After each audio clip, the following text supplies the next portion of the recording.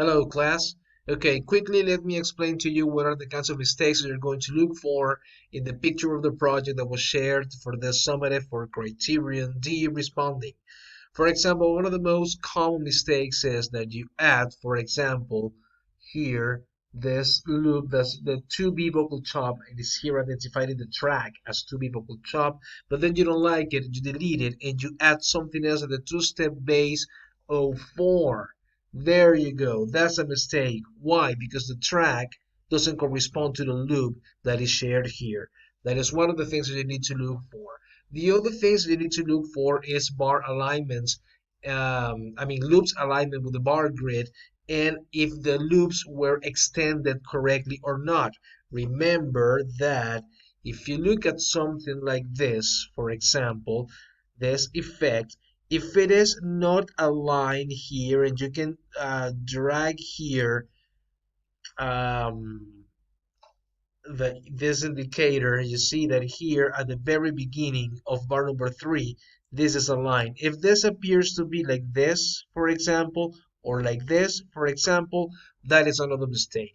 Okay, another very common mistake that you're going to find is this. Let's say you have this loop over here, okay, and let's say that it is well aligned with number 3, perfectly fine, but if I drag it from here, you see that I make it longer than necessary, and here look that then it doesn't coincide with the beginning or the end of any bars, and then I continue extending it like this, and yes, it looks like you're extending the loop correctly. However, look that then it doesn't coincide with the beginning of the bar. If this happens also with another in respect to another loop that is well aligned with the bar grid, look that these two lines don't coincide, okay? The line that signifies where the loop starts or ends are not coinciding. That is another common mistake. Other common mistakes have to do with the kinds of instruments that you regularly have in a project like the ones that you did.